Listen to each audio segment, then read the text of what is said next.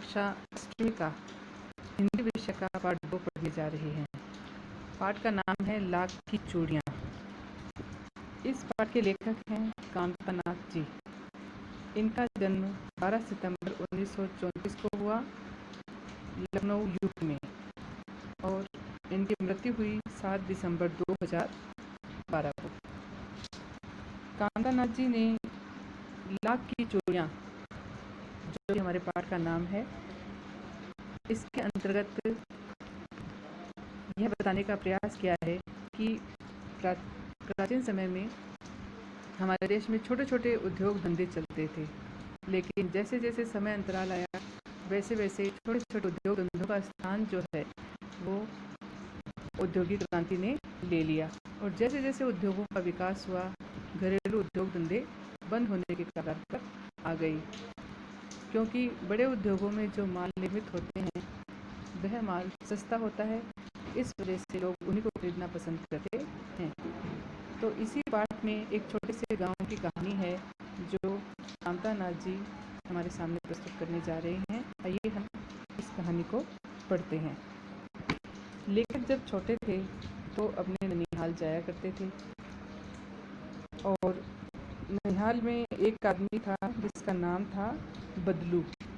वह लेखक को बहुत अच्छा लगता था। अच्छा लगने का कारण यह था कि आप सभी जानते हैं कि छोटे छोटे बच्चों को गोलियां यानी कंचे बहुत अच्छे लगते हैं। उस समय बच्चे कंचे खिला करते थे, तो लेखक जो था वो इन कंचों के लालच में और बदलू के पास जाया करता था और बदलू एक मनिहार था, वह उनको रंग बिरंगे कंचे बनाकर देता था। तो इसी वजह से वे अपने मामा के गांव में जाया करते थे। तो वे अपने मामा के पास जाते थे, इस वजह से उस गांव में ही बदलू रहता था। तो बदलू भी उसका मामा हुआ, लेकिन अन्य बच्चे उसको बदलू काका कहकर पुकारते थे, इस वजह से वह भी उन्हें बदलू काका ही कह पुकारता था। बदलू का जो मकान था एक ऊंचे से स्थान पर था और वहाँ पर पुराना नीम का वृक्ष लगा हुआ था। बगल में ही एक भट्टी धधकती रहती थी, यानी भट्टी से आग निकलती रहती थी, जिस पर बदलू लाख पिघलाया करता था। सामने एक लकड़ी की चौखट पड़ी रहती थी, जिस पर लाख के मुलायम होने पर वह सलाख के समान जो है सलाख को पतला करके चूड़ियाँ बनाता था। मतलब क्या है, बदलू एक मणियार था और वह पहले लाख को पिघलाता, उसके बाद में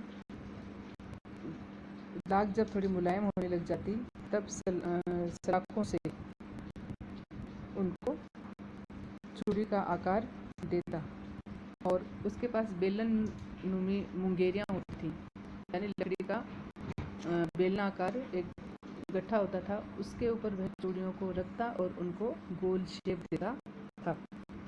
और जब चूड़ियों का एक पूरा सेट तैयार हो जाता, यानी बहुत सारी चूड़ियाँ तैयार हो जाती, तो साथ में ही उनको रंग करता था।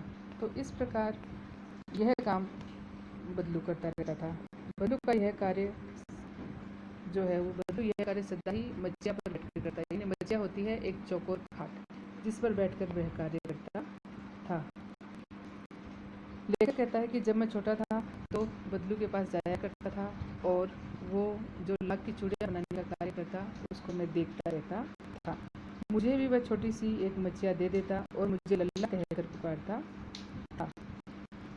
मैं उसके पास घंटों बैठा रहता और उसकी चूड़ियों को बनाते हुए देखता रहता और वह लगभग 4 से 6 चूड़ियों की जोड़ी रोज बनाता था और चूड़ियाँ बनाने के पश्चात उनको वह अपनी मुंगेरियों में डालकर ऐसे देखता जैसे कोई नववधू की कलाई हो। मतलब उसके हाथ की बनी हुई चूड़ियाँ थी तो वह उनको निहारता, उसको एक संतुष्टि होती कि उसने एक अच्छा कार्य किया है। चूड़ियाँ बनाना बदलू का प्रकृत पेशा था, यानी उसके दादा परदादा भी इस कार्य को किया करते थे और वह बहुत सुंदर चूड़ियाँ बनाता था और उसकी चूड़ियों की खपत भी बहुत थी, यानी बहुत से लोग जो थे उसकी चूड़ियों को खरीदते थे। लेकिन बदलू की खासियत थी कि वो चूड़ियों के बदले में कोई रुपए पैसे नहीं लेता था और लोग प्रेम से ही उसको कोई भी वस्तु दे जाया करते थे और उसके बदले में चूड़ियाँ ले लेते थे। उस समय वस्तु विनिमय ही ज़्यादा हुआ करते थे। वस्तु विनिमय का मतलब होता है कि वस्तु के बदले वस्तु प्राप्त करना, एक वस्तु देना, उसके बदले में दूसरी वस्तु लेना, तो यह वस्तु विनिमय होता है। यही कार्य बदलू किया करता। वह स्वभाव से बहुत सीधा साधा व्यक्ति था, लेकिन अगर किसी के घर में शादी विवाह होता तो नव वधू के लिए वो जो चूड़ा तैयार करता, उसका पैसा वो एकदम अपनी मर्जी से लेता, यानी सारी कसर निकाल लेता, यानी पिछला जो हिसाब था पूरा वो बराबर कर लेता। और वो नववधू का जो चूड़ा था उसके लिए उसको कपड़े मिलते, उसकी पत्नी के लिए कपड़े मिलते, उसको अनाज मिलता और साथ में पैसे भी मिलते। उसमें वो कोई कमी नहीं रखता था।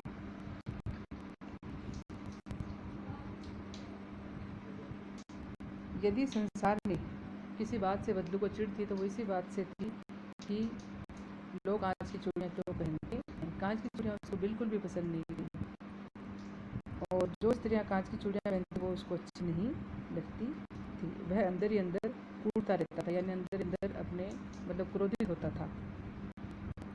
लेखक कहते हैं कि जब मैं छोटा था उसके पास जाया करता था, वह मुझसे घंटों बातें किया करता था, और मैं उसे कहता कि शहर में सब कांच की चूड़ियाँ पहनते हैं, तो वह उत्तर देता कि शहर की बात और है लला, वहाँ सब कुछ होता है।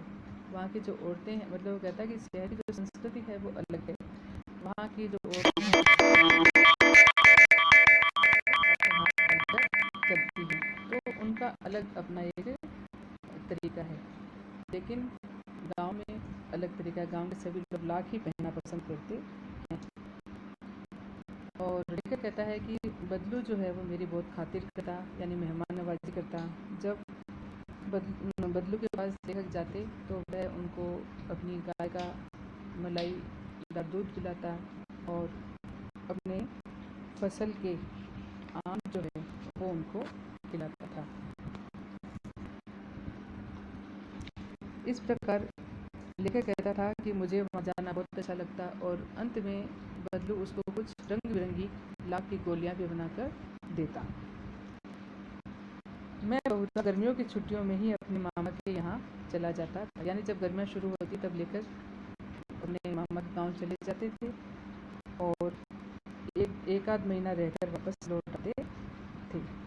तो शुरुआत में तो वह 2-3 बार अपने मामा के यहाँ गए, लेकिन बाद में उनके पिताजी का ट्रांसफ़र है वो किसी दूसरे स्थान पर दूर हो गया। इस वजह से 8 से 10 वर्ष तक वह अपने मामा के गांव में नहीं आ सका। तो 8-10 वर्ष बाद में जब वह अपने मामा के गांव आया तो उसने देखा कि गांव में बहुत ही परिवर्तन हो गया था, और ज़्यादातर स्त्रियों के हाथ में उसने देखा कि लाख की चूड़ियों के बजाय कांच की चूड़ियाँ ही पहनी हुई थी। तब उसको बदलू का ध्यान आया कि क्या हुआ बदलू, मुझे दिखाई नहीं दे रहा है, सब लोग कांच की चूड़ियाँ क्यों पहन रखी हैं सबने, ऐसा उसके मन में विचार आया।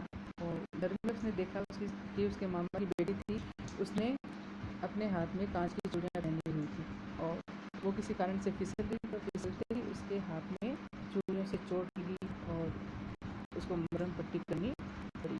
फिर उसको बदलू का ध्यान आया और उसने सोचा कि भाई बदलू इस गांव में है या नहीं है, मुझे उसका पता लगाना चाहिए। तो वह बदलू के पास गया और बदलू चबूतरे के नीचे अपनी खाट पर, चबूतरे के पास में नीम था, उस नीम के नीचे वह अपनी खाट बिछाकर लेटा हुआ था, यानी पलंग छोटा सा का चारपाई थी उसको बिछाकर वो बैठा हुआ था।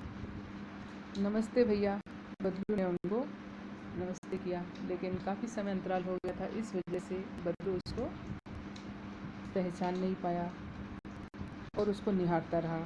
मैं जनार्दन हूँ काका, उसने कहा कि मैं जनार्दन हूँ, आपसे गोलियाँ बनवा कर ले जाता था बचपन में, मैंने अपना परिचय दिया।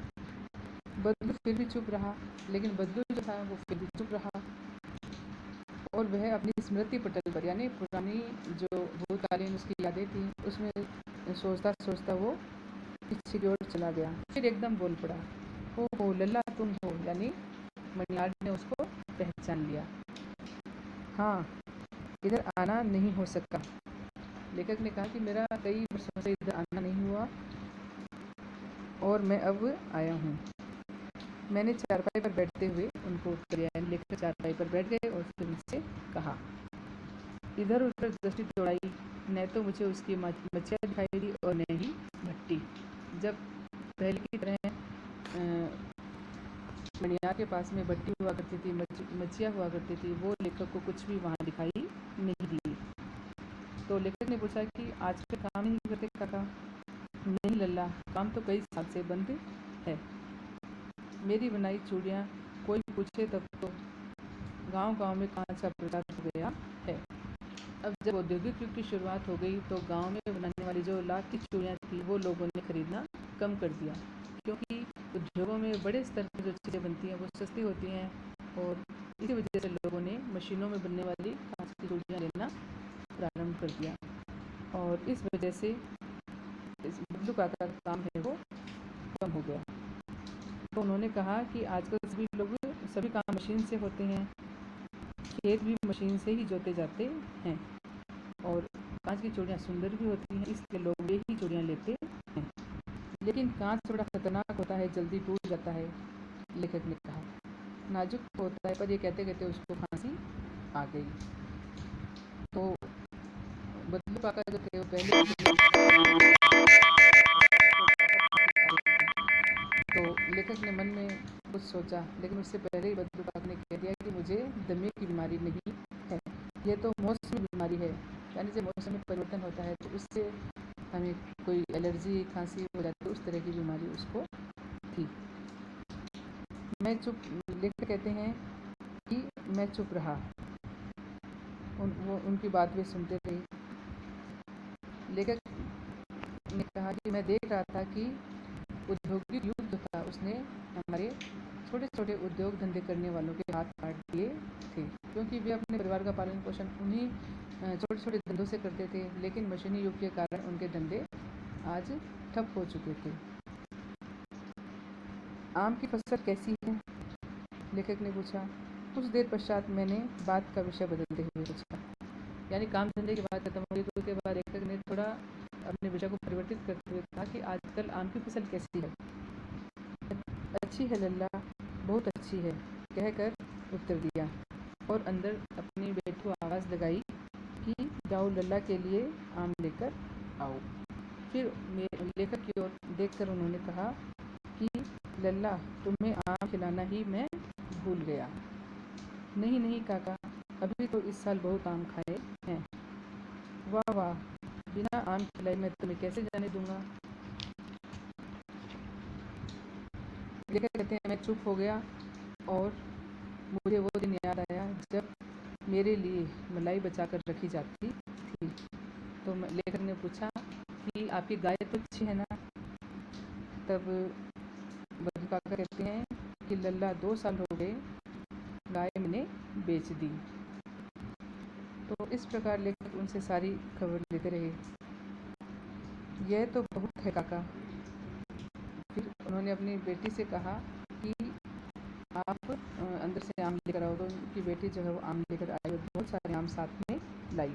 तब लेखक बोले कि इतने आम तो मैं नहीं खा सकूँगा। तो बदलू काका ने कहा कि मैं तुम्हारे जितना था तब मैं बहुत सारे आम, तुम्हारे से ज़्यादा आम एक साथ खा जाया करता था। तब लेखक ने उत्तर दिया कि भाई आपकी बात और है। अच्छा बेटी, लल्ला को 4-5 आम छाँट कर सिंदूर वाले देना। तो जो अच्छे अच्छे आम थे बदलू काका के कहने पर रज्जो ने लेखक को दे दिए। रज्जो ने 4-5 आम अंजलि में लेकर मेरी ओर बढ़ा दिए। आम लेने के लिए मैंने हाथ बढ़ाया। लेखक कहने कि मैंने आम लेने के लिए जैसे ही हाथ बढ़ाया, मैंने देखा कि गोरी गोरी कलाइयों पर लाख की चूड़ियाँ बहुत ही फब रही थी। यानी रज्जो ने अपने हाथों में लाख की सुंदर सुंदर चूड़ियाँ पहन रखी थी और उसके हाथ गोरे थे, इस वजह से वो बहुत ज़्यादा सुंदर लग रही थी।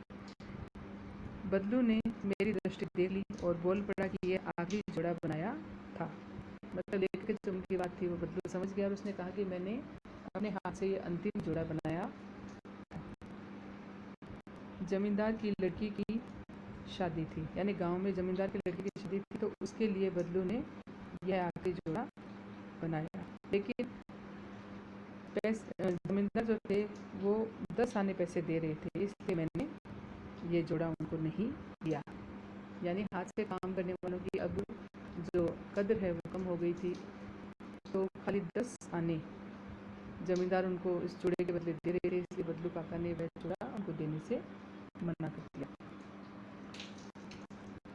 मैंने आम लिए और खाकर थोड़ी देर पश्चात चलाए। लेखक कहते हैं कि मैंने आम ले लिए और आम मैंने खाए और थोड़ी देर पश्चात मैं वहाँ से चल पड़ा। मुझे प्रसन्नता हुई कि बदलू ने हार कर भी हार नहीं मानी थी।